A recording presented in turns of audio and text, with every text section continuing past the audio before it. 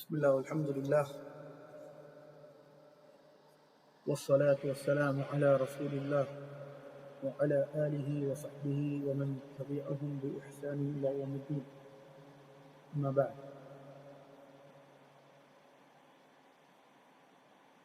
رب اشرح لي صدري ويسر لي أمري واحلل عقدة من لساني يفقهوا قولي. السلام عليكم ورحمة الله وبركاته.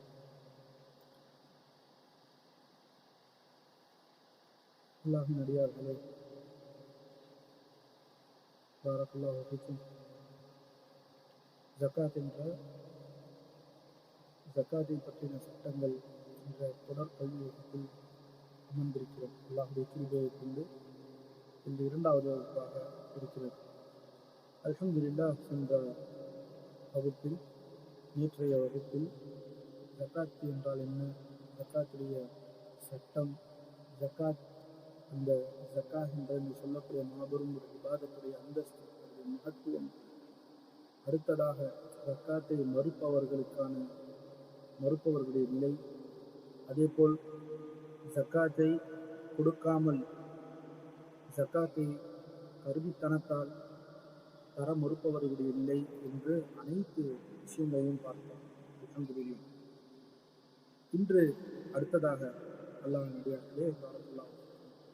நாம் பார்க்க இருக்கின்ற மிக முக்கியமான சட்டம் என்று நாம் என்ன பார்க்க இருக்கிறோம் என்றால், அடுத்ததாக ஜகாத் ஒரு முஸ்லிம் தர வேண்டும், ஜகாத் ஒரு முஸ்லிம் கொடுக்க வேண்டும், ஜகாத் ஒரு முஸ்லிம் எக்காலத்தில் கொண்டும் அந்த ஜகாத்தை தராமல் இருக்கக்கூடாது. தொழுகைக்கு பிறகு மாபெரும் ஒரு வணக்க வழிபாடாக ஜகாத் இருக்கிறது என்பதை ஒரு முஸ்லிம் தெரிந்து கொண்டால், அடுத்ததாக அவர் தெரிந்து கொள்ள வேண்டியது இந்த ஜகாத்தை பற்றின அடுத்த கட்டமான கல்விகள். ஏனெனில் ஜகாத்துடைய சட்டம் என்ன என்று பார்ப்போம், அது கடமை. அதேபோல் ஜகாத்தை கட்டவில்லை என்றால், ஜகாத்தை நிலைநிறுத்தவில்லை என்றால் அவனை தண்டனை பார்ப்போம். அதேபோல் ஜகாத்துடைய அந்தஸ்தை பார்ப்போம். அது எல்லாம் பார்த்த நாம் அடுத்த கட்ட கல்விக்கு செல்கிறோம் இந்த ஜகாத்தை பற்றி. அப்படி என்றால் எந்த பொருளுக்கு ஜகாத் தர வேண்டும், எந்த பொருள் நம்மிடம் இருந்தால் அதற்கு நாம் ஜகாத் தர வேண்டும், இந்த பொருள்களை உடையவர்களாக இருக்கும் எனில் ஜகாத்தை கொடுக்கக்கூடிய மிக முக்கிய நிபந்தனைகளில் நாம் அடைந்து. இன்னும் சொல்ல போனால், அல்லாஹ் நடிகார்களே, பாரக்கல்லாஹு ஃபீக்கும், ஜகாத்திற்கு நிபந்தனைகள் இருக்கிறது. அதை நாம் பின்னால் பார்க்க இருக்கிறோம். ஆனால் அதற்குள் ஒரு நிபந்தனை வருகிறது. அந்த நிபந்தனை என்ன? நீங்கள் வைத்திருப்பீர்கள் நிறைய பொருள்கள், எல்லா பொருளிற்கும் அந்த அதிகமாக நீங்கள் வைத்திருப்பதினால் ஜகாத் கடமையாகாது. மார்க்கம் எந்த பொருளை நீங்கள் வைத்திருந்தால் ஜகாத் தர வேண்டுமோ அந்த பொருளை நீங்கள் வைத்திருந்தால் தான் உங்களுக்கு ஜகாத் கடமையாகும். இது ஒரு மிக முக்கியமான ஒரு நிபந்தனை. அந்த நிபந்தனைகளில் இந்த முக்கிய நிபந்தனையை தான் நாம் முதலில் பார்க்க இருக்கிறோம். அப்போதுதான் தெரியும் எந்த பொருளை நாம் வைத்திருந்தால் நமக்கு ஜகாத் கடமை.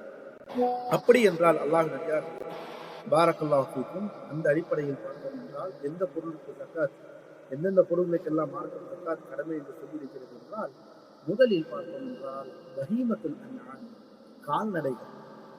இந்த கால்நடைகளை வைத்திருப்பவர்களுக்கு ஜகாத் கடமையாகிறது. அதல்லாத மற்ற விஷயங்களை எல்லாம் இப்போது நாம் பார்க்க போவதில்லை. எந்த பொருள்களுக்கு ஜகாத் கொடுக்க வேண்டும் அதை மட்டும்தான் பார்க்க இருக்கிறோம். அதனுடைய உள்ளளவு எவ்வளவு வைத்திருக்க வேண்டும், எந்த அளவிற்கு அவர் கால்நடைகளை வைத்திருந்தால் ஜகாத் கொடுக்க வேண்டும், அதெல்லாம் ஒவ்வொன்றாக பார்ப்போம் இன்ஷா அல்லாஹ் பின்னால் வரும்போது. இப்போது நாம் தெரிந்து கொள்ள வேண்டியது என்னவென்றால், அல்லாஹ் நடிகார்களே, ஜகாத் கால்நடைகளை வைத்திருப்பவர்கள் என்னவென்ற, கால்நடை என்றால் என்ன? 3 விஷயங்கள் மார்க்கம் சொல்கிறது. 3 விஷயங்கள். அதில் ஒன்று ஆடுகள், அடுத்தது மாடுகள், அடுத்தது ஒட்டகங்கள். இந்த ஆடு, மாடு, ஒட்டகங்கள் வைத்திருப்பவர்களுக்கு ஜகாத் கடமை. இது முதல் விஷயம். ஆனால் இதில் ஒரு நிபந்தனை இருக்கிறது. என்ன நிபந்தனை இருக்கிறது? பாரக்கல்லாஹு ஃபீக்கும். நிபந்தனை என்ன இருக்கிறது என்றால், அல்லாஹ் நடிகார்களே, பாரக்கல்லாஹு ஃபீக்கும், அந்த நீங்கள் வைத்திருக்கக்கூடிய அந்த கால்நடைகள் மேய்ச்சலுக்கான கால்நடைகளாக இருக்க வேண்டும். அதாவது மேய்ச்சலுக்குரிய கால்நடைகள் என்றால் அதற்கு உணவு அளிப்பதை நீங்கள் உணவளிக்க மாட்டீர்கள், மாறாக அதை நீங்கள் மேய்க்க விட்டு விடுவீர்கள். அதை மேய்ப்பதற்கு வெளியே நீங்கள் அனுப்பிவிடுவீர்கள். அதுவே தானாக சென்று அதுவே தானாக உணவை எடுத்துக்கொண்டு புல்களை என்ன தேவையோ அல்லாஹ் வித்திட்ட இந்த உலகத்திலே அந்த உணவை அதுவே எடுத்துக்கொண்டு உங்களிடம் வருகிறது என்றால் இதைத்தான் மேய்ச்சலுக்கான கால்நடைகள் என்று சொல்லுவோம். இந்த கால்நடையை வைத்திருப்பவர்களுக்கு தான் ஒட்டகமோ அல்லது மாடுகளோ அல்லது ஆடுகளோ தானாக போய் மேய்ந்து தானாக திரும்பி வரும். இதற்குத்தான் ஜக்காத். எடுத்துக்காட்டாக ஒருவர் வீட்டிலே வளர்க்கிறார், அதை மேய்ச்சலுக்கு வெளியே விடாமல், ஆடுகளையோ மேய்ச்சலுக்கு வெளியே விடாமல் அதற்கான உணவை தானே பொறுப்பேற்கிறார், தானே உணவை வழங்குகிறார், தானே உணவை கொடுக்கிறார், எல்லா விஷயத்தையும் அதை அவரே பார்த்துக் கொள்கிறார் என்றால் இந்த கால்நடைகளுக்கு ஜக்காத் கிடையாது. இதில் தெளிவான பெரும்பாலான மத்ஹபாக இருக்கட்டும் பெரும்பாலான உலமாக்களில் ஏகோபித்தமான கருத்திலே இருக்கிறார்கள். ஏன் என்றால் இதற்கு தெளிவான ஆதாரம் இருக்கிறது. என்ன ஆதாரம்? அல்லாஹ்வின் அடியார்களே, பாரக்கல்லாஹு ஃபீக்கும். ஏனெனில் ஹதீஸிலே இன்ஷா அல்லாஹ் பின்னால் பார்ப்போம், ஹதீஸிலே அல்லாஹ்வின் தூதர் ஸல்லல்லாஹு அலைஹி வஸல்லம் ஸாயிமா என்று குறிப்பிடுகிறார்கள். ஃபீ ஸாயிமத்திஹா என்று குறிப்பிடுகிறார்கள். ஸாயிமத்திஹா என்றால் மேய்ச்சல், மேய்ச்சலுக்கு விடக்கூடிய கால்நடைகளைத்தான் அல்லாஹ்வின் தூதர் ஸல்லல்லாஹு அலைஹி வஸல்லம் குறிப்பிடுகிறார்களே தவிர நாம் வீட்டிலே வளர்த்து நாம் நமக்காக நாமே உணவை கொடுத்து பார்த்துக்கக்கூடிய கால்நடைகளை ஜக்காத்திற்கு வரமாட்டார்கள். அதே போல் வியாபாரத்திற்காக நீங்கள் வைத்திருப்பீர்கள், அதாவது வியாபாரத்திற்காக வைத்திருப்பீர்கள் என்றால் அது ஜக்காத். அந்த ஜக்காத் கால்நடைகள் மேய்ச்சலுடைய கால்நடைகளுக்கு கொடுக்கக்கூடிய ஜக்காத்திற்கு கீழ் வராது. இதை நீங்கள் தெளிவாக புரிந்து கொள்ள வேண்டும். அல்லாஹ்வின் அடியார்களே, மறுபடியும் சொல்கிறேன், ஆடாக இருக்கலாம், மாடாக இருக்கலாம், ஒட்டகமாக இருக்கலாம். ஆனால் அது வெளியே சென்று உணவை அருந்தி வரக்கூடிய ஒரு தானாகவே உணவை பார்த்து கொள்ளக்கூடிய ஒரு கால்நடைகளாக இருந்தால் மட்டும்தான் ஜக்காத் கடமையாகுமே தவிர நீங்கள் உணவு கொடுக்கிறீர்கள் என்றால் அதற்கு ஜக்காத் கடமையாகாது என்பதை நாம் முதலில் புரிந்து கொள்ள வேண்டும். பாரக்கல்லாஹு ஃபீக்கும். எடுத்துக்காட்டாக இன்னும் சில எடுத்துக்காட்டை சொல்கிறார்கள் ஷேக் அரஃபாத் ரஹ்மத்துல்லாஹ். அதாவது அதுவே அந்த கூட்டத்தோடு கூட்டமாக செல்லும், அதுவே அந்த கூட்டத்தோடு கூட்டமாக உணவருந்தும், அதுவே கூட்டத்தோடு கூட்டமாக திரும்பி வரும். இப்படி என்றால் இதெல்லாம் எந்த ஒருமான ஒரு சுமையும் இல்லாமல் இருக்கும். அதை வளர்ப்பவருக்கு சுமை இல்லாமல் இருக்கும் அவருக்கு. ஏனெனில் சாப்பாடு எல்லாம் அதுவே பார்த்து கொள்ளும். ஒரு வழியை காட்டிவிட்டீர்கள் என்றால் அந்த வழியிலே அது சென்று அதுவே மேய்ந்து அதுவே சாப்பிட்டு அதுவே திரும்பி வரும். இதைத்தான் அல்லாஹ்வின் தூதர் ஸல்லல்லாஹு அலைஹி வஸல்லம் சொல்கிறார்கள், ஸாயிமா, மேய்க்கக்கூடிய மேய்ச்சலுக்கு உள்ளாக்கக்கூடிய கால்நடைகள். பாரக்கல்லாஹு ஃபீக்கும். மேலும் அல்லாஹ்வின் அடியார்களே, பாரக்கல்லாஹு ஃபீக்கும், அதே போல்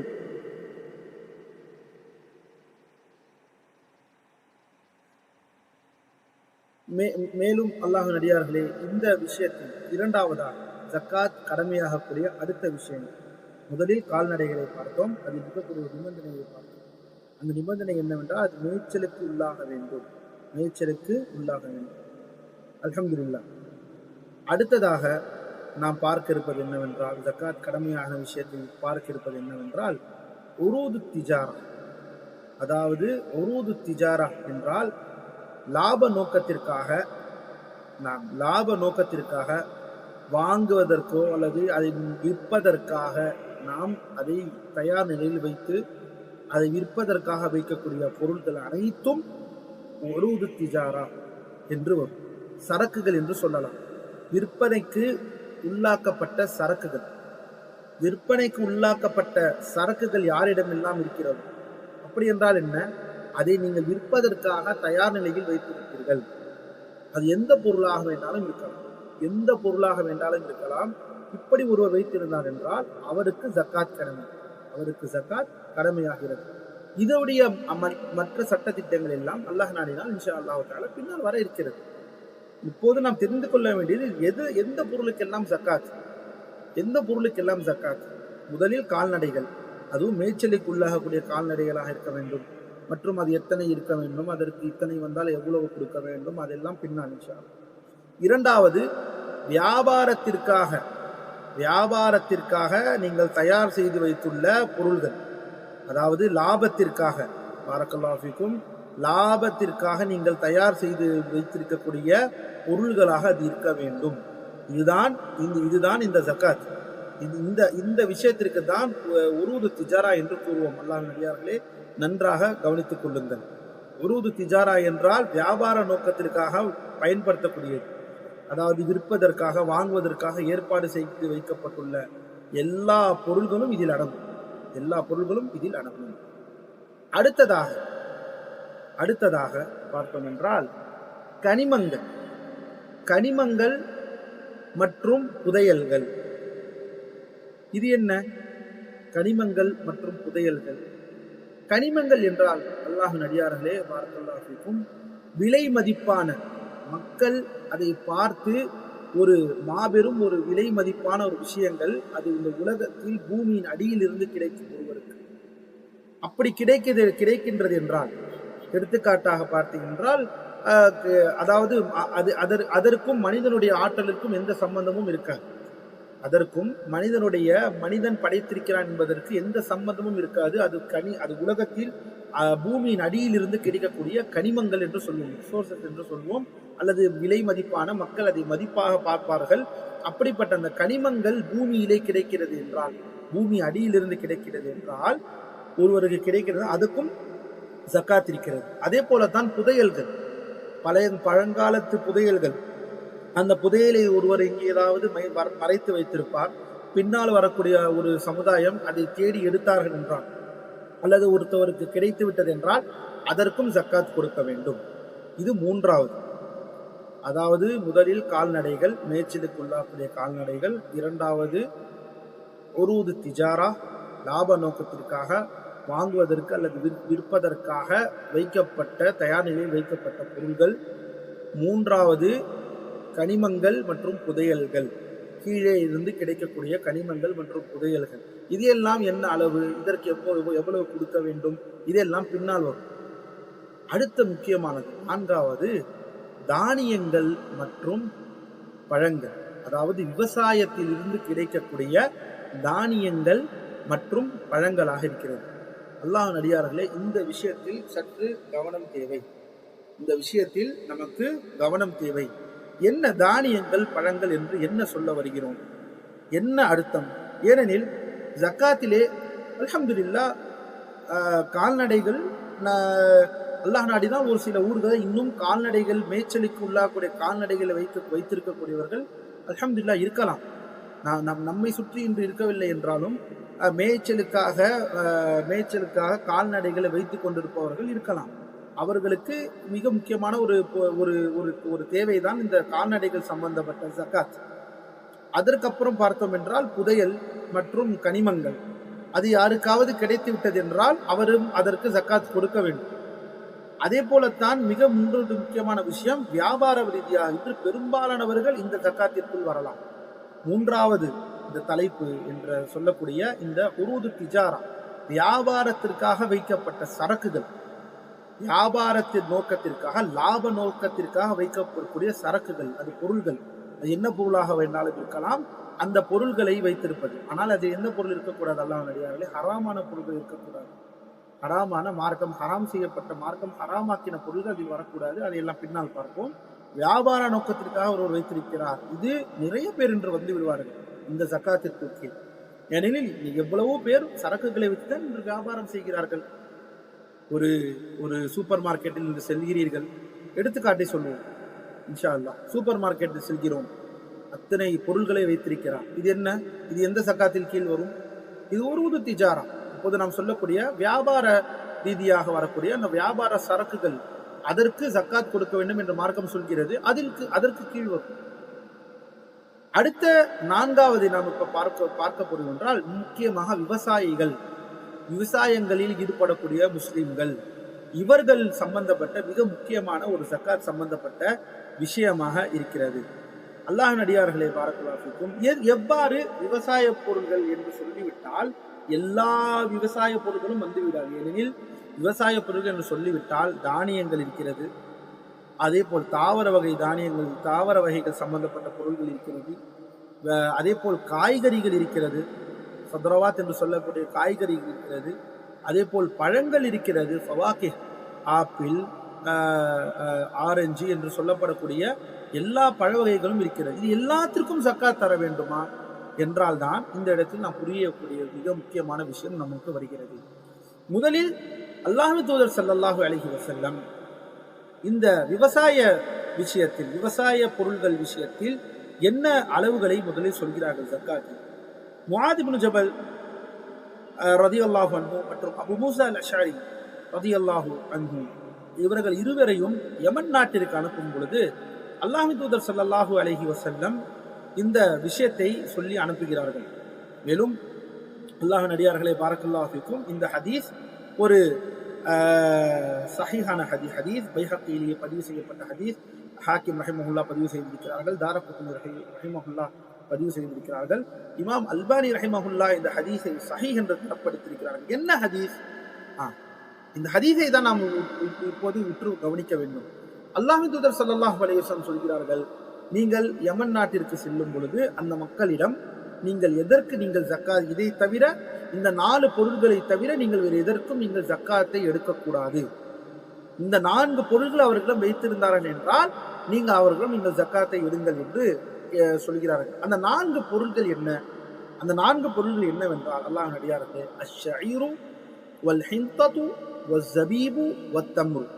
மறுபடியும் கூறுகிறேன் அல்லாஹ்வின் அடியார்களே பாரக்கல்லாஹு ஃபீக்கும், சகோதர சகோதரிகளே, முதலில் கால்நடைகள், அது பார்த்துவிட்டோம். கால்நடை வைத்திருப்பவர்கள் மேய்ச்சலுக்கு அதுவாக தானாக வெளியே சென்று மேய்ந்து கொண்டு அதை உணவை அதுவே எடுத்துக்கொண்டு வரக்கூடிய கால்நடைகள், இதற்கு ஜக்காத் கடமை. இரண்டாவது புதையல்கள் மற்றும் கனிமங்கள் கீழே கிடைக்கும், பூமியிலிருந்து கிடைக்கும்.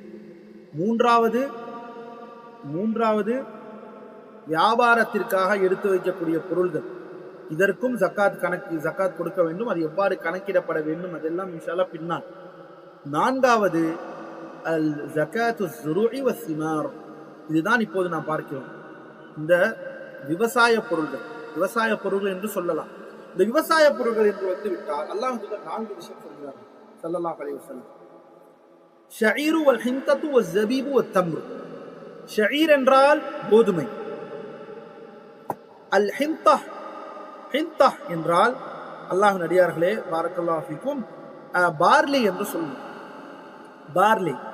பார்லி என்று தமிழில் பார்த்தோம் என்றால் உலர்ந்த கோதுமை என்று வருகிறது, குச்சி குச்சாக. பார்லி என்று சொன்னால் இந்த உலர்ந்த கோதுமை என்று சொல்லலாம். 3வது அஸ்ஸபீப். ஜபீப் என்றால் உலர்ந்த திராட்சை பழம். தம்ர் என்றால் நாம் அனைவரும் அறிந்திருக்கிறோம், தம்ர் என்றால் பேரித்தம்பழம். இந்த 4 விஷயங்கள், கோதுமை, அதே போல் கோதுமையில் இன்னொரு வகை ஹிந்தா, அதை நீங்கள் ஹிந்தா என்று உலர்ந்த கோதுமை என்று அடித்தால் கூட உங்களுக்கு அந்த இமேஜ், அந்த படம் உங்களுக்கு கிடைக்கும். அல்லாஹ்வின் அடியார்களே, இந்த 4ஐ சொல்கிறார்கள் அல்லாஹ்வின் தூதர் ஸல்லல்லாஹு அலைஹி வஸல்லம். இது 4மே விவசாயத்தின் மூலமாக கிடைக்கக்கூடிய ஒரு பொருள் தான், அதில் மாற்று கருத்து இல்லை. ஆனால் இந்த 4ற்கு மட்டும்தான் ஜக்காத் கொடுக்க வேண்டுமா, இல்ல அல்லது இந்த 4 அல்லாத மற்ற பொருள்களுக்கு ஜக்காத் கொடுக்க வேண்டுமா என்பதில் தான் நாம் தெரிந்து கொள்ள வேண்டிய விஷயம். ஏனெனில் அல்லாஹ்வின் தூதர் ஸல்லல்லாஹு அலைஹி வஸல்லம் சொன்னது இந்த ஹதீஸிலே நமக்கு வருகிறது. அஷ்ஷஈரு கோதுமை, வல் ஹிந்தது உலர்ந்த கோதுமை, வத் ஜபீபு உலர்ந்த திராட்சை, வத் தம்ரு பேரித்தம்பழம். இந்த 4 மட்டும்தானா என்று சொன்னால் உலமாக்கள் இந்த இடத்தை என்ன கூறுகிறார்கள் என்றால், இந்த 4 மட்டும் வராது. இந்த 4ஐ எடுத்துக்காட்டின் ரீதியாகத்தான் அல்லாஹ்வின் தூதர் ஸல்லல்லாஹு அலைஹி வஸல்லம் சொல்கிறார்களே தவிர இந்த 4ம் சொல்வதற்கு ஏதோ ஒரு ஒத்துமை இருக்கிறது. இந்த 4 பொருள்களுக்கும் ஏதோ ஒரு ஒத்துமை இருக்கின்றது. அந்த ஒத்துமை எந்தெந்த பொருள்களுக்கெல்லாம் இருக்கின்றதோ அந்தந்த பொருள்கள் அனைத்திற்கும் ஜக்காத் கொடுக்க வேண்டும் என்று சொல்கிறார்கள். அல்லாஹ்வின் அடியார்களே, இது புரிந்திருக்கும் என்று நான் நம்புகிறேன். அந்த ஒத்துமை என்று சொன்னால் இல்லா, அரபி மொழியிலே இல்லா என்று சொல்லுவோம். அல்லாஹ்வின் தூதர் ஸல்லல்லாஹு அலைஹி வஸல்லம் ஏனெனில் கூறலாம், 4 பொருள்களை மட்டும்தானே அல்லாஹ்வின் தூதர் சொல்கிறார்கள். 4 பொருள்களை மட்டும்தான் அல்லாஹ்வின் தூதர் ஸல்லல்லாஹு அலைஹி வஸல்லம் சொல்கிறார்கள். வியாபார, அதாவது விவசாய விஷயத்தில், விவசாய பொருள்கள் விஷயத்தில், விவசாய பொருள்கள் ஒருவரிடம் இருக்கும் பட்சத்தில் கோதுமை, உலர்ந்த கோதுமை மற்றும் உலர்ந்த திராட்சை மற்றும் பேரித்தம்பழம், இதற்கு மட்டும்தான் இதை ஒருவர் அந்த அளவிற்கு, மற்ற சட்டங்கள் எல்லாம் பின்னால் வரும் இன்ஷா அல்லாஹ். அந்த அளவிற்கு வைத்தால் ஜக்காத் கொடுக்கலாம், கொடுக்க வேண்டும் என்றுதானே ஹதீஸில் வந்துள்ளது என்று சொன்னால், இதற்கு என்ன சொல்கிறார்கள் என்றால் உலமாக்கள், இதை நாம் இவ்வாறு எடுத்துக்கொள்ள முடியாது. ஏனெனில் ஷேக் அரஃபாத் அல் முஹம்மதி ஹபிதஹுல்லா அவர்கள் என்ன சொல்கிறார்கள் என்றால், ஒரு எத்தனை பொருள்களுக்கு, ஒருவேளை 20-30 பொருள்களுக்கு ஜக்காத் கொடுக்க வேண்டும் என்றால் 20-30 பொருள்களையும் அல்லாஹ் தூதர் பட்டியலிட வேண்டும் என்று நீங்கள் நினைக்கிறீர்களா என்று கேட்கிறார்கள். ஒவ்வொரு பொருளிற்கும் ஒவ்வொரு பொருளையும் அல்லாஹ் தூதர் ஸல்லல்லாஹு அலைஹி வஸல்லம் பட்டியலிடுவார்கள் என்று நாம் நினைக்க கூடாது. மாறாக அந்த 4 பொருள்களில் கூறக்கூடிய அந்த ஒரு ஒத்துமை இருக்கும். அந்த ஒத்துமை, அந்த இல்லாவை எந்தெந்த மற்ற பொருள்களுக்கெல்லாம் அந்த ஒத்துமை ஒத்து போகிறதோ அந்த பொருள்களும் ஹதீஸிலே சொல்லப்படவில்லை என்றாலும் அதோடு ஒத்தி போகிறது என்றால், அந்த 4 பொருள்களுக்கும் ஒத்தி போகிறது என்றால் என்ன செய்ய வேண்டும்? அந்த பொருள்களுக்கும், விவசாய பொருள்களுக்கும் நாம் ஜக்காத் தர வேண்டும். அப்படி என்றால் அல்லாஹ்வின் அடியார்களே பாரக்கல்லாஹு ஃபீக்கும், இந்த 4ற்கும் உள்ள ஒற்றுமை என்ன? இதுதான். ஏனெனில் இன்ஷா அல்லாஹ் பின்னால் நாம் ரிபாவை படிப்போம், வட்டி விஷயத்தில் படிப்போம். அப்போ அதுவும் இந்த மாதிரியான ஒத்துமை சார்ந்த விஷயம்தான் இருக்கிறது.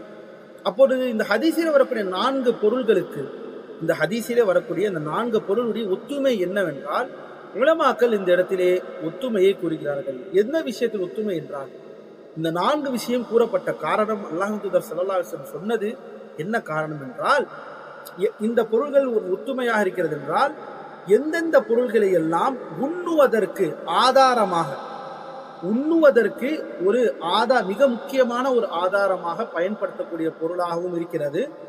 அதே போல் இன்னொரு மிக முக்கியமான ஒரு ஒற்றுமை என்னவென்றால், இந்த 4ம் சேர்த்து வைக்கக்கூடிய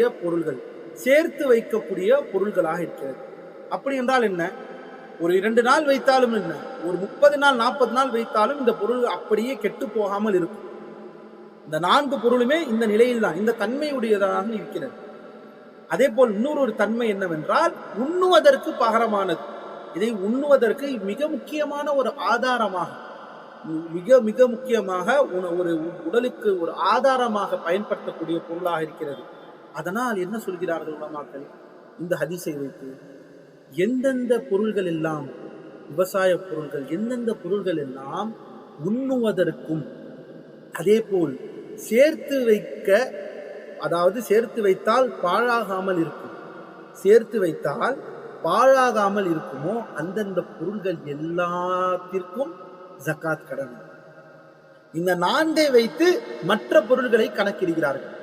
இந்த 4ஐ வைத்து அல்லாஹ்வின் அடியார்களே மற்ற பொருள்களை கணக்கிடுகிறார்கள். அதன் வழியில் பார்த்தால், எடுத்துக்காட்டாக ஒரு எடுத்துக்காட்டு சொல்கிறேன் பாரக்கல்லாஹு ஃபீக்கும். பார்த்தோம் என்றால் அக்ரூட் போல பழங்கள், பாதாம் அல்லது ஹேசல்நட் என்று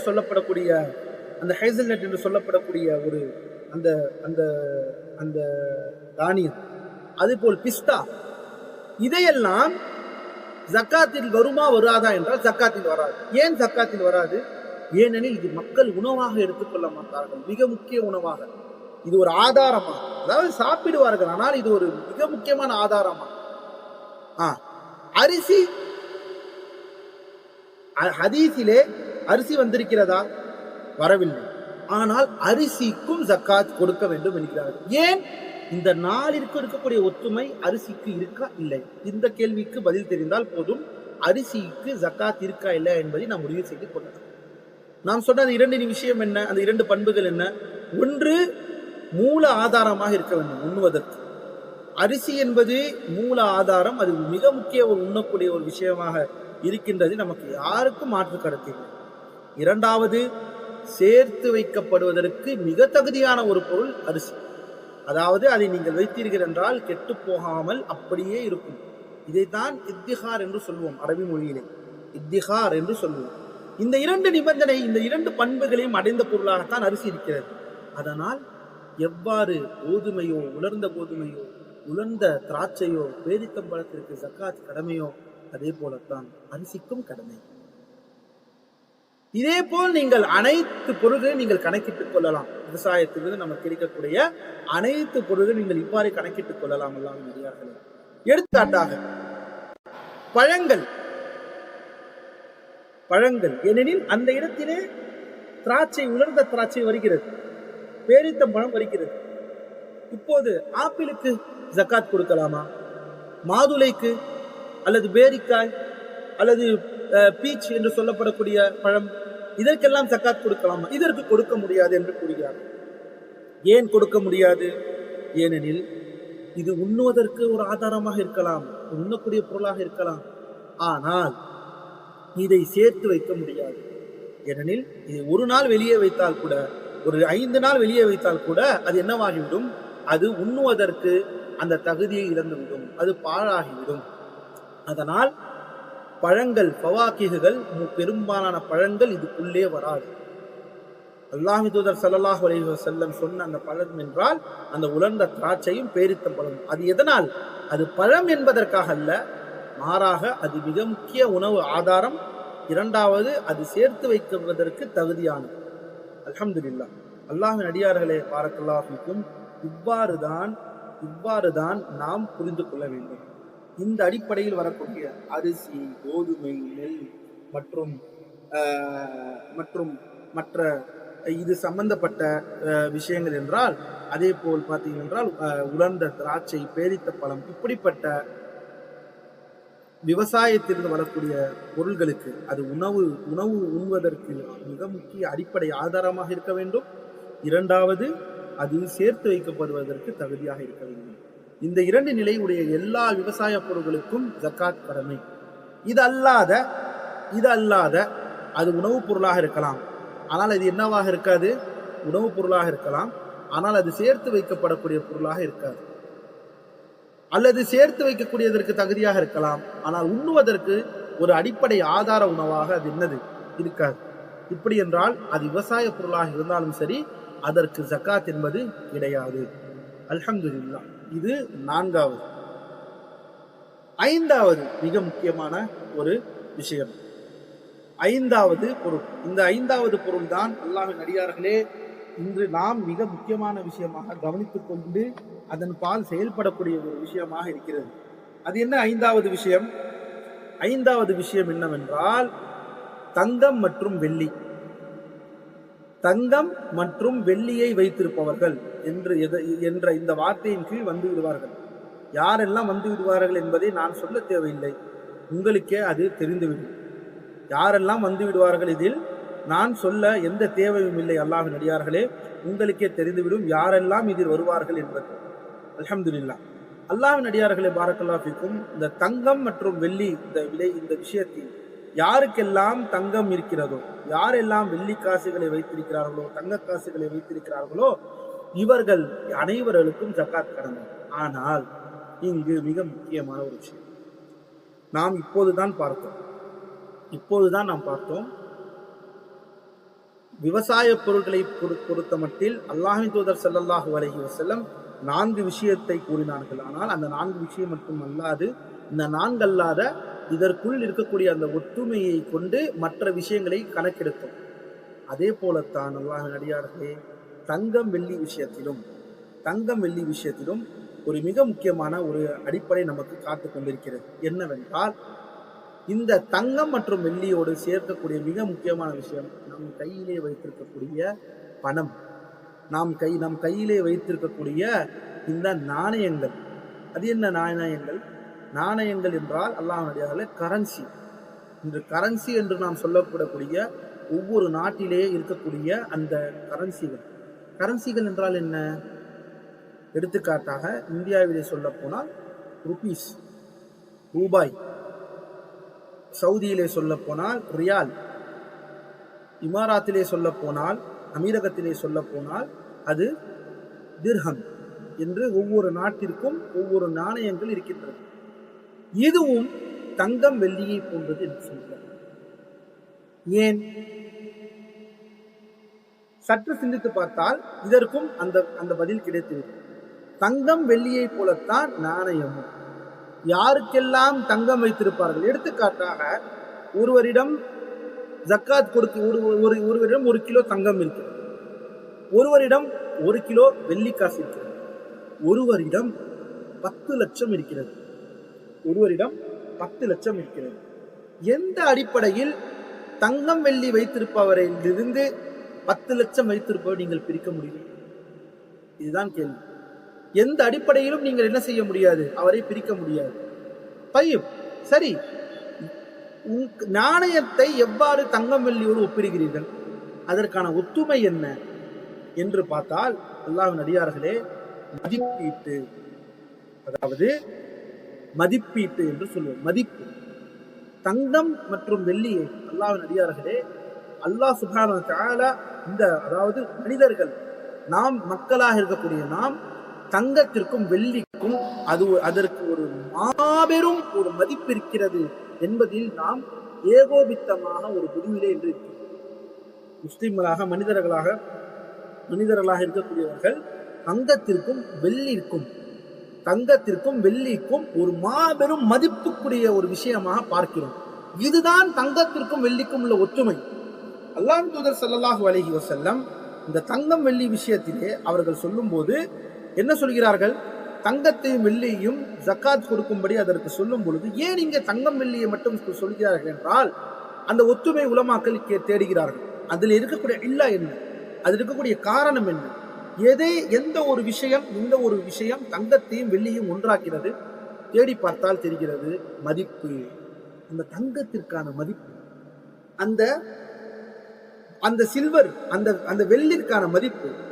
அதே போலத்தான் இன்று, அதாவது இத்துணை வருடம் உலகம் ஆரம்பித்து இத்துணை வருடங்கள் பாரக்கல்லாஹு ஃபீக்கும் தங்கம் வெள்ளிக்கானத்தான் மனிதர்கள் தங்களுடைய பொருட்களை வாங்குவதற்கும் விற்பதற்கும் மதிப்பீடாக தங்கத்தை வெள்ளியை தான் பயன்படுத்தி கொண்டிருந்தார்கள்.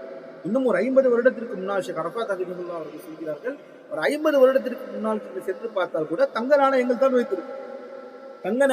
வைத்திருப்பார்கள், வெள்ளி நாணயங்கள் தான் வைத்திருப்பார்கள்.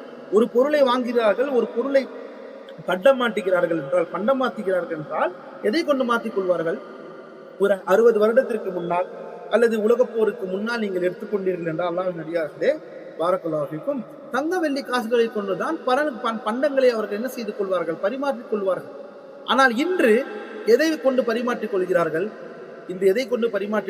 என்றால், இன்று அந்தந்த நாடு தயார் செய்யக்கூடிய அந்த கரன்சி, அந்த பணம் என்று சொல்லப்படக்கூடிய அந்த தாள்களை கொண்டுதான். அந்த தாள்களுக்கு உண்மையில் மதிப்பு இருக்கின்றதா இல்லையா? நிச்சயமாக அந்த தாளிற்கு மதிப்பு இருக்கின்றது. அந்த தாளிற்காக மதிப்பில்லை, மாறாக இன்னும் சொல்ல போனால் ஒவ்வொரு நாடும் தங்கள் இருக்கக்கூடிய அந்த தங்கம் வெள்ளியுடைய சேமிப்பு அளவினுடைய தகுதியை கொண்டுதான் இந்த தாள்களையே என்ன செய்கிறார்களாம்? இந்த தாள்களையே உருவாக்குகிறார்கள். ஒவ்வொரு நாடும் தங்களுடைய நாணயங்களை எந்த அளவிற்கு உருவாக்குவார்கள் என்றால், அவர்களிடம் அந்த நாடு சேர்த்து வைத்திருக்கக்கூடிய அவருடைய கஜானாவில் இருக்கக்கூடிய தங்கம் வெள்ளியுடைய அளவை கொண்டுதான் அவர்கள் என்ன செய்வார்களாம்? இந்த மதிப்பை கொண்டுதான் நாணயங்களை அச்சிடம் செய்வார்கள். அப்படி இருக்கும் பொழுது அல்லாஹ்வின் அடியார்களே, எடுத்துக்காட்டாக சொன்னால், நான் இப்போது கேட்கிறேன், 1000 ரூபாய் தாளை நம்மளால், அது ஒரு தாள் தானே, அது ஒரு விருப்பு தாள், அந்த தாளை நம்மால் பிக்க முடியுமா? ஒரு 2000 ரூபாய் தாளை நம்மால் பிக்க முடியுமா? எனக்கு இது ஒரு வெறும் தாள், இதற்கு மதிப்பில்லை என்று நம்மால் பிக்க முடியுமா? பிக்க முடியாது. ஏன் பிக்க மாட்டோம்? ஏன் அதை கிழிக்க மாட்டோம்? ஏனெனில் இதற்கு மதிப்பு இருக்கிறது. அதே போலத்தான் தங்கத்திற்கு மதிப்பு இருக்கிறது, அதே போலத்தான் வெள்ளிற்கு மதிப்பு இருக்கிறது. இவ்வாறுதான் மனிதர்கள் எதையெல்லாம் ஒரு மதிப்பான பொருளாக கணக்கிட்டு கொண்டு அதை பொருள்களை பண்டமாற்றுவதற்கு நடுத்தரகராக பயன்படுத்துகிறார்களோ அது எல்லாத்திற்கும் மதிப்பிருக்கிறது. இன்னும் சொல்ல போனால் ஷேகுல் இஸ்லாம் இப்னு தைமியா ரஹிமஹுல்லாஹ் அவர்கள் சொல்கிறார்கள், பணம் மட்டுமல்ல, ஒருவேளை மனிதர்கள் விலங்குகளுடைய தோள்களை கொண்டு தங்களுடைய பொருள்களை பண்டமாற்றுவதற்கு, தங்களுடைய பொருள்களை பரிமாற்றிக் கொள்வதற்கு விலங்குகளுடைய தோள்களை தரகர்களாக, அதாவது அதை ஒரு மதிப்புமிக்க பொருள்கள் என்பதிலே எல்லோரும் ஒன்று சேர்ந்து விட்டார்கள் என்றால், எவ்வாறு நாம் நாணயங்களை கரன்சிக்கு கொடுப்போம் முக்கியத்துவம், அதே போலத்தான் விலங்கின் தோள்களுக்கும் முக்கியத்துவம் கொடுப்போம். ஏனெனில் ஒரு மனிதர்கள் என்ன செய்கிறார்கள்? உலகத்தில் இருக்கக்கூடிய மக்கள் இதிலே மதிப்பிருக்கிறது என்று எல்லோரும் வந்து விட்டார்கள் என்றால், ஏகோபித்தமாக ஒத்துக்கொண்டு விட்டார்கள் என்றால், அப்போது அது மதிப்பாக ஒரு விஷயமாக மாறுகிறது. அது எதனுடைய சட்டத்தை எடுத்துக்கொள்கிறது? தங்கம் வெள்ளியை போல சட்டத்தை எடுத்துக்கொள்கிறது. அதனால்தான் சொல்லுவோம், அல்லாஹ்வின் அடியார்களே, தங்கம் வெள்ளிக்கும் இருக்கக்கூடிய அந்த ஒத்துமை என்னவென்றால் முத்லகு ஸமனியா, அதாவது மதிப்பீட்டு என்று சொல்லுவோம், மதிப்பு என்று சொல்லுவோம். அந்த மதிப்பு தான் பணத்திற்கும் இருக்கிறது. அதனால் தங்கம் வெள்ளியை போலத்தான் நாம் பணத்தை பார்க்க வேண்டும், நம்மிடம் இருக்கக்கூடிய காசை நாம் பார்க்க வேண்டும் என்று மார்க்கம் நமக்கு சொல்கிறது. அல்லாஹ்வின் அடியார்களே, பாரக்கல்லாஹு ஃபீக்கும். இதேதான் நான் சொன்ன இதே காரணம்தான் சில பேர் கேட்பார்கள், நம்மிடம் நிறைய பேர் கேட்டார்கள், அல்லாஹ்வின் தூதர் ஸல்லல்லாஹு அலைஹி வஸல்லம் வட்டி விஷயத்திலே சொல்லும் பொழுது எவ்வாறு நீங்கள் பணத்தை பற்றி வட்டியை பற்றி மார்க்கம் சொல்லவே இல்லையே, பணத்தை பற்றி சொல்லவில்லை, ஆனால் அது இருக்கக்கூடிய அந்த ஒற்றுமையை எடுத்தோம் என்றால் பணம் தானாக வந்துவிடும் வட்டியின் கீழ். அதனால்தான் பணத்தையும் நாம் என்ன சொல்கிறோம், வட்டி அதிலே பாய்கிறது, வட்டி அதிலும் வளர்கிறது, அதிலே நடந்து செல்கிறது என்று சொல்வோம். அதனால் அல்லாஹ்வின் அடியார்களே, அல்ஹம்துலில்லாஹ், இந்த பணம் நாம் கையிலே வைத்திருக்கக்கூடிய இந்த பணமும் தங்கம் வெள்ளியுடைய இடத்தை அடைந்திருக்கிறது, தங்கம் வெள்ளியை போலத்தான் இருக்கிறது. அதனால் எவ்வாறு ஒரு குறிப்பிட்ட தங்கத்தை வைத்தால் ஜக்காத் கடமையோ, எவ்வாறு மார்க்கம் சொன்ன அந்த அளவிற்கான வெள்ளியை வைத்தால் ஜக்காத் கடமையோ, அதே போலத்தான் அந்த தங்கம் அல்லது அந்த வெள்ளியுடைய மதிப்பிற்கு பகரமான பணத்தை வைத்திருந்தாலும் நமக்கு ஜக்காத் கடமை. அல்ஹம்துலில்லாஹ். அல்லாஹ்வின் அடியார்களே, பாரக்கல்லாஹு ஃபீக்கும். 5 விஷயங்களின் மீது இந்த ஜக்காத் கடமையாகிறது. முதல் விஷயம் கால்நடைகள். அதற்கு மிக முக்கியமான ஒரு நிபந்தனை, அது மேய்ச்சலுக்கு உண்டாகக்கூடிய கால்நடைகளாக இருக்க வேண்டும். இரண்டாவது கனிமங்கள் மற்றும் புதையல்கள், கனிமங்கள் மற்றும் புதையல்கள். மூன்றாவது வியாபாரத்திற்காக, லாப நோக்கத்திற்காக விற்க அல்லது வாங்குவதற்காக தயார்படுத்தப்பட்ட பொருள்கள், இது அனைத்தும் வந்துவிடும். நான்காவது என்னவென்றால் பாரக்கல்லாஹு ஃபீக்கும் விவசாய பொருள். நான்காவது அதாவது தானியங்கள் மற்றும் பழங்கள். பழம் என்றால் பழங்கள் இல்லை, அல்லாஹ்வுடைய பழம் என்று சொல்வது நான் பேசுகிறான் என்றால் அந்த ஹதீஸே வரக்கூடிய அந்த பேரித்தம்பழத்தை சொல்கிறோம், உலர்ந்த திராட்சையை சொல்கிறோம். அதுதான் இந்த இடத்தில் பழம். அதனால்தான் நான் விவசாய பொருள் என்று ஜென்ரலாக நாம் பொதுவாக சொன்னோம். ஐந்தாவது தங்கம் மற்றும் வெள்ளி, தங்கம் வெள்ளியுடைய மதிப்பிலே உள்ள அந்த பணம். இதில் முக்கியமாக இந்த முஸ்லிம்கள் எந்த விஷயத்தில் அதிகமாக இருக்கிறார்கள் என்றால், எனக்கு தெரிந்தவரை தங்கம், வெள்ளி, பணம், இந்த கடைசியிலே இந்த சமணியை மதிப்பு தரக்கூடிய இந்த விஷயத்திலே அதிகமாக பேர் இன்று இதிலே வருகிறார்கள். அடுத்த கூட்டத்தில் யார் வருவார்கள் என்றால், அல்லாஹ்வின் அடியார்களே, வியாபாரத்திற்காக தயார் செய்து வைக்கப்பட்ட பொருள்கள். அடுத்ததாக யார் வருவார்கள் என்றால், ஒருவேளை அல்லாஹ் நாடினால் எனக்கு தெரிந்தவரை விவசாயத்தில் ஈடுபடக்கூடியவர்கள் வரக்கூடிய அந்த விஷயம். அடுத்ததாக கால்நடைகளை வைத்திருப்பவர்கள்.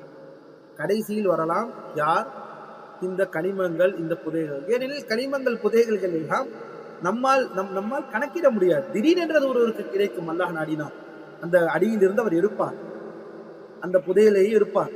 அந்த பொருள்களுக்கு அது எல்லோருக்கும் நடக்காது அல்லவா? யாருக்கு அல்லாஹ் நாடினாலும் அவர்களுக்குத்தான் அப்படிப்பட்ட ஒரு நிலை நடக்கும். அது ஐந்தாவதாக நாம் வைத்துக் கொள்ளலாம், கடைசியிலே வைத்துக் கொள்ளலாம். அதற்கு முன்னால் மிக முக்கியம் என்றால் 4 என்னவென்றால், இந்த தங்கம் வெள்ளி அதாவது ஆபரணங்கள், தங்கம் வெள்ளி மற்றும் பணம், நாணயங்கள்.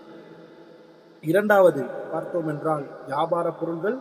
மூன்றாவது நாம் பார்த்தோம் என்றால் விவசாய பொருள்கள். நான்காவது கால்நடைகள். அல்ஹம்துலில்லாஹ். அல்லாஹ்வின் அடியார்களே, நாளைய வகுப்பில் இன்ஷா அல்லாஹு தஆலா இந்த ஜக்காத்துடைய மற்ற நிபந்தனைகளை நாம் பார்க்க இருக்கிறோம். ஏனெனில் எந்த பொருள்களுக்கெல்லாம் ஜக்காத் கொடுக்க வேண்டும் என்பதை தெளிவடைந்த நாம் தயார் நிலையில் இருந்து கொள்ளுங்கள். உங்களிடம் நாம் சொன்ன பொருள்கள் இருக்கிறதா? அப்படி இருக்கிறது என்றால் நீங்கள் ஜக்காத் கொடுக்க கடமையாக இருப்பீர்கள், உங்களுக்கு கடமை. ஆனால் மற்ற விஷயங்களை நீங்கள் அறிந்தால் மட்டும்தான் ஜக்காத் எவ்வளவு கடமை, எப்போது கடமை, எவ்வாறு கொடுக்க வேண்டும், எப்போது கொடுக்க வேண்டும், இதற்கெல்லாம் பதில்கள் தான் அடுத்தடுத்த வகுப்புகள். ஆனால் இந்த பொருள்கள் உங்களிடம் இருக்கிறது என்றால் என்பதை நீங்கள் முடிவு செய்து கொள்ளுங்கள். அப்படி இருந்தீர்கள் என்றால் உங்களுக்கு ஜக்காத் கடமை. அதனால்தான் ஜக்காத்துடைய நிபந்தனைகளில் ஒரு முக்கிய நிபந்தனை என்னவென்றால் இந்த பொருள்களுக்கு ஜக்காத், அந்த ஜக்காத்தை தான் நாம் இப்போது பார்த்திருக்கிறோம். அந்த பொருள்கள் என்னவென்றை பார்த்திருக்கிறோம். அல்லாஹ் நடிகார்களே, அடுத்த வகுப்பிலே இன்ஷா அல்லாஹ் நாளைய வகுப்பிலே இதோடைய நிபந்தனைகளை நாம் ஒன்றொன்றாக பார்ப்போம். இன்ஷா அல்லாஹு தஆலா. வஅகூலு கௌலி ஹாதா வஅஸ்தக்ஃபிருல்லாஹ் லி வ லக்கும். சுப்ஹானக்கல்லாஹும்ம வ பிஹம்திக் அஷ்ஹது அன் லா இலாஹா இல்லா அன்த அஸ்தக்ஃபிருக வ அத்தூபு இலைக். அஸ்ஸலாமு அலைக்கும் வரஹ்மத்துல்லாஹி வ பரகாத்துஹு.